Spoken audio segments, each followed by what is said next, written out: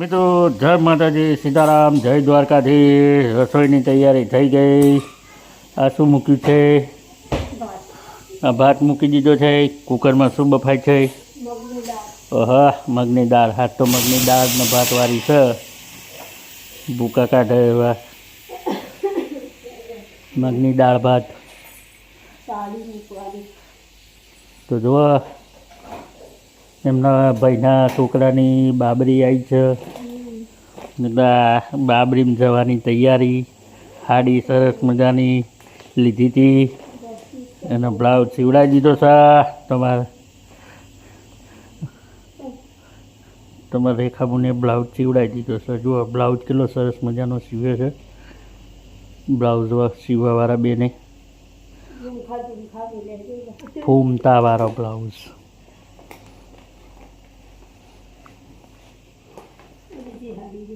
સરસ મજાના અમારે શાળાના દીકરાના માતાજીના જવારા વાળેલા છે.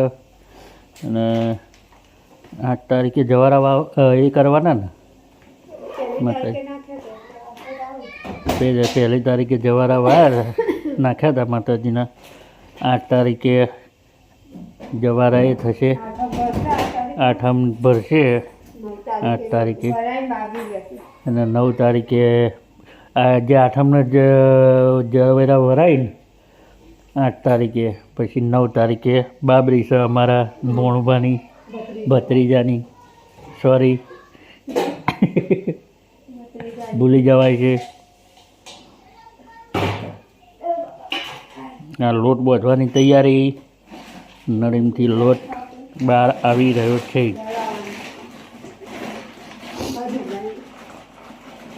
ભાત નહીં ઉભરાય.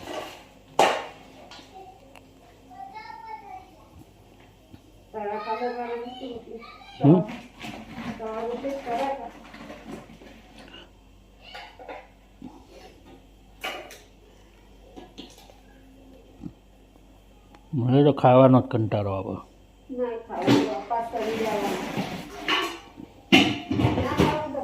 ખાવું શું ખાવાનું કંટાળો આવે.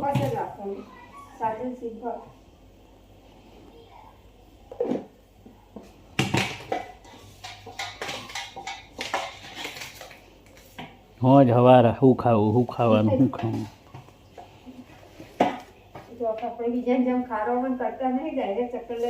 મગની દાળ બફાઈ ગઈ છે અને ભાત મૂકે છે અને લોટ બંધ થઈ રહ્યો.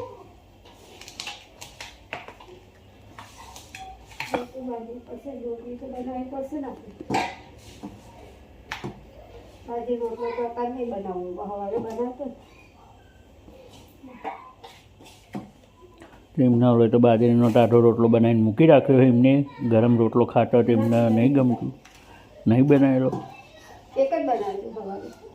અત્યારે બનાવવાનો તો હવે અત્યારે રોટલો નહીં બનાવે. રોટલીને એમાં ચાલી જશે દાળ.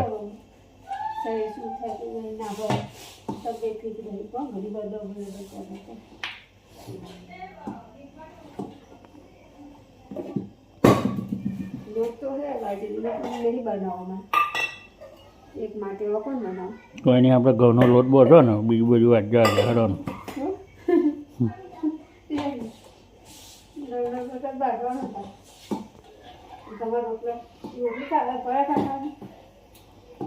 ના, કોરી રોટલી.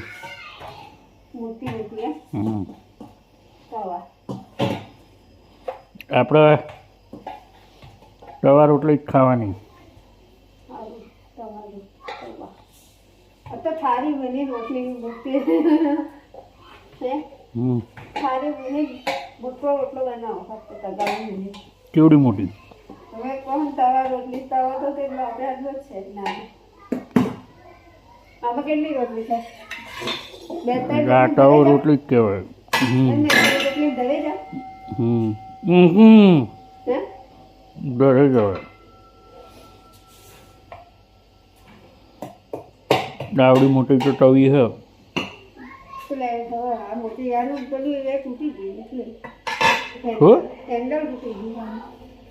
તવીનું હેન્ડલ તૂટી ગયું. બધા લુહાર જોડે લઈને રિવેટને ફિટ કરાવી દેવાના. હે લુહાર જોડે જઈને રિવેટ ફિટ કરાવી દેવાના. એકદમ કેવા ઝામત છે ધોવારમાં છે અને આપણે કરી નહીં તે કે એલ્યુમિનિયમના રિવેટ લઈ આવું, જાતે ફિટ કરી દઈશું. જો મિત્રો દાળ બફાવા મૂકી હતી, દાળ બફાઈ ગઈ છે. હવે દાળનો વઘાર થશે. ભાતે તૈયાર થઈ જવાયા છે. તો આપણે વઘારમાં શું શું નાખવાનું? જો પહેલાં તો લીલું લસણ, પછી શિમલા મરચાં, ટામેટાં, દાળ બાફી લઈ. આ બાજુ જો સરસ મજાની ફોતળાવાળી દાળ મગની બાફી દીધી છે. ડુંગળી અંદર નાખી દીધી હતી અને કઢાઈમાં તેલ ગરમ થવા મૂક્યું. અંદર પત્તા નાખ્યા સરસ મજાના,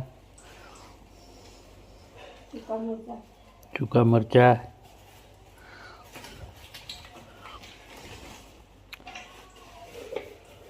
બે ત્રણ સૂકા મરચાં, દાલચીની, તજના પત્તા,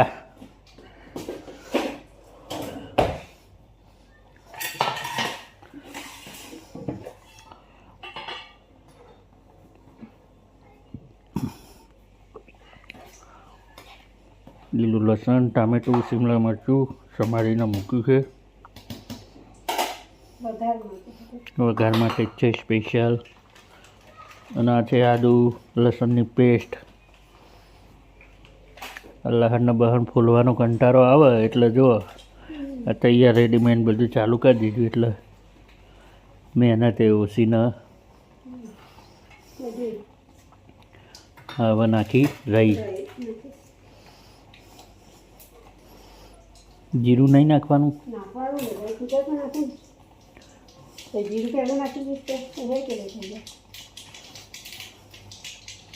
જો શિમલા મરચાં ટામેટાની અંદર આદુ લસણની પેસ્ટ નાખી દીધી અને લીલું લસણ આવી છે. રાઈ તતડી, રાઈ ફૂટી જાય એટલે જીરું નાખવાનું છે. આ ઠોકી દીધું જીરું અંદર ભમભમાઈ. નાખવાનું લીલું લસણ. તો જોઈ તમે રાઈ તતડાઈ ગઈ. લીલું લસણ, મરચું સૂકું, દાલચીની, તજપત્તા, આદુ લસણની પેસ્ટ, રાઈ જીરું બધું નાખીને સરસ મજાનું ટામેટું, લીલું લસણ ને બધું નાખીને વઘાર કરી દીધો. આ વઘાર થોડો ચડી જાય સરસ મજાનો, પછી દાળ અંદર નાખવાની. આ બાફેલી મગની ફોટાવાળી ડુંગળીમાં અંદર બાફી દીધી હતી. મિક્સ હળદર, મરચું, લાલ મરચું, એ શું નાખ્યું?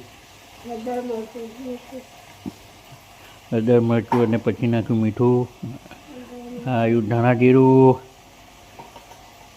આવ્યો ગરમ મસાલો. જો વઘારમાં મસાલો તૈયાર થઈ ગયો.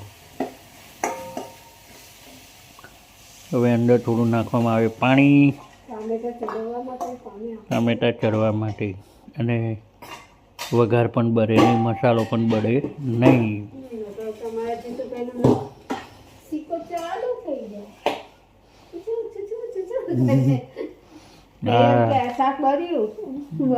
વઘાર બરે તો આપણી ચીકો ચાલુ થઈ જાય. પછી બૂમ પડો. ના બળી હોય તો બૂમ પડે, બળી જેવું બળી ને પછી બંગાની બૂમ પડો, બર્યું બર્યું. જો ડુંગળી નાખીને બાફી હતી તે મસ્ત બફાઈ ગઈ દાળ. એક બાજુ વઘારે તૈયાર થઈ ગયો આવ્યો, વઘાર તૈયાર થઈ જવા આવ્યો છે. તૈયાર થઈ જાય, ભાત થઈ જાય કઈ રોટલી બનશે. ખાવા ટાઈમે રોટલી બનશે તો વહેલા. પણ આપણે 7 વાગે આવી ખાવાનું 6 વાગે ને ખરા કરે.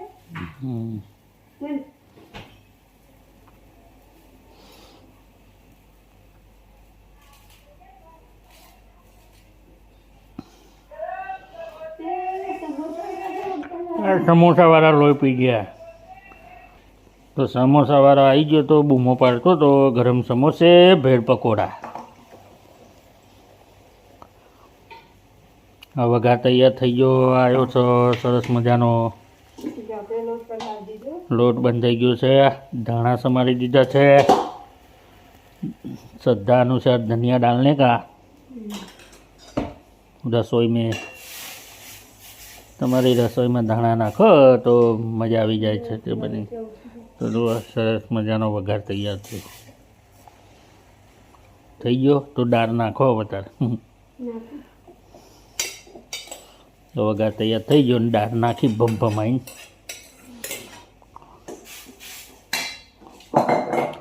હા, આપણે બહુ પાતળી નહીં બનાવવાની, આપણે જ બનાવવાની છે. લસણ વાળી આ બનાવી છે મગની દાળ. જોઈ લો, સુપર ટકોરા જેવી. થોડીક આપણે એના ઉપરથી નાખી દેવાની. વઘાર તૈયાર કર્યો તો એમાં મગની દાળ નાખી દીધી બાફેલી. દાળને થોડી ખદખદવા દેવાની, સરસ મજાની ઉકળવા દેવાની. દાળ સરસ ઉકળે પછી એમાં છેલ્લે ધાણા નાખી દેવાના. ભાત તૈયાર થઈ ગયા.